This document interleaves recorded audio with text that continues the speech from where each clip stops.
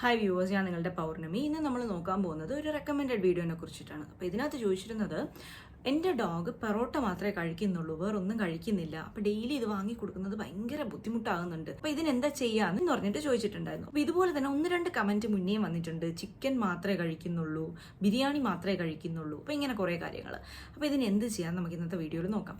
അപ്പോൾ ഇങ്ങനെ പൊറോട്ട മാത്രമാണ് കഴിക്കുന്നതെന്നുണ്ടെങ്കിൽ അതിന് ഒരു ന്യൂട്രീഷണൽ വാല്യൂ ഇല്ല. അപ്പോൾ ആ ഡോഗിന് ഒന്നും തന്നെ ശരിക്കും പറഞ്ഞാൽ കിട്ടുന്നില്ല. ചിക്കൻ ആണെങ്കിൽ അതിന് ആവശ്യത്തിന് പ്രോട്ടീൻ ഉണ്ട്, പക്ഷേ ഡോഗിന് പ്രോട്ടീൻ മാത്രം പോരല്ലോ.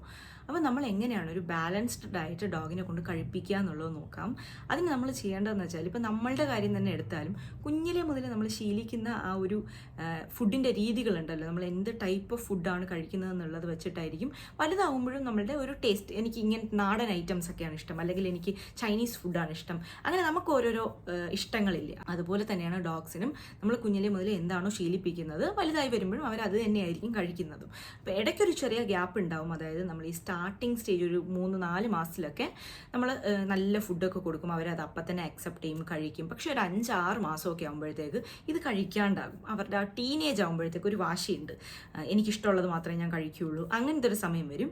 അപ്പോൾ നമ്മളൊന്ന് ചെറുതായിട്ടൊന്ന് ഫ്രീ ആക്കി കൊടുക്കുക. ഓക്കെ, നിനക്ക് ഇഷ്ടമുള്ളത് നീ കഴിച്ചാൽ മതി എന്ന് പറഞ്ഞിട്ടാക്കുക. ടീനേജ് കഴിഞ്ഞൊരു 1 വയസ്സാകുമ്പോഴത്തേക്ക് വീണ്ടും നമ്മൾ ഈ പഴയ റൊട്ടീൻ സ്റ്റാർട്ട് ചെയ്യുക. അപ്പോഴത്തേക്ക് അവർ വീണ്ടും അത് കഴിച്ചു തുടങ്ങും. സോ ഇങ്ങനെ നമ്മളത് ശീലിപ്പിച്ചെടുക്കുകയാണെന്നുണ്ടെങ്കിൽ ഉറപ്പായിട്ടും ബാലൻസ്ഡ് ആയിട്ട് അവരെ കൊണ്ട് കഴിപ്പിക്കാനായിട്ട് നമുക്ക് പറ്റും.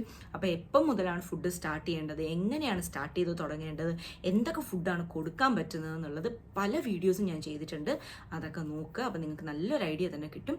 അപ്പം കുഞ്ഞിലെ മുതൽ സ്റ്റാർട്ട് ചെയ്ത് തുടങ്ങുക. ഒരു 2 മാസം മുതൽ തന്നെ ഫ്രൂട്ട്സും വെജിറ്റബിൾസും ഫിഷ്, എഗ്ഗ്, ചിക്കൻ എല്ലാം തന്നെ സ്റ്റാർട്ട് ചെയ്ത് തുടങ്ങുക. പക്ഷെ അത് തുടങ്ങുന്നതിനൊരു രീതിയുണ്ട്, എല്ലാം കൂടെ ഒന്നിച്ച് തുടങ്ങാൻ പറ്റത്തില്ല. സോ അതിനെക്കുറിച്ചിട്ട് പല വീഡിയോസിലും പറഞ്ഞിട്ടുണ്ട്, അത് നോക്കി മനസ്സിലാക്കുക.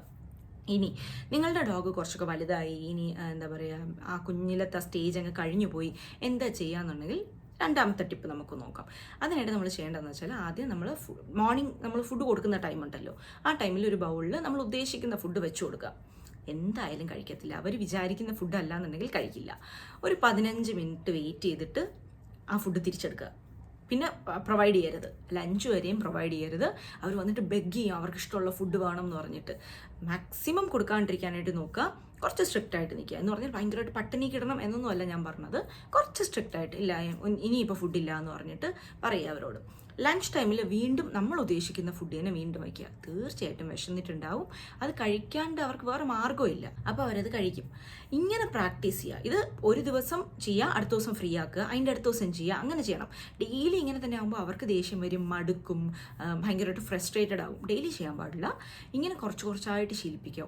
ഒറ്റയടിക്ക് ഒരു ട്രെയിനിങ് നമുക്ക് ചെയ്യാൻ പറ്റത്തില്ല.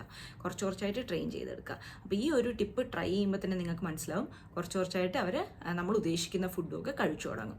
സോ ഇന്നത്തെ വീഡിയോ ഇതാണ്. ഇഷ്ടമെങ്കിൽ ലൈക്ക് ചെയ്യുക, ഷെയർ ചെയ്യുക, കമൻറ്റ് ചെയ്യുക, സബ്സ്ക്രൈബ് ചെയ്യുക. മറ്റൊരു വീഡിയോയിൽ കാണുന്നവരെ ടേക്ക് കെയർ, ബൈ.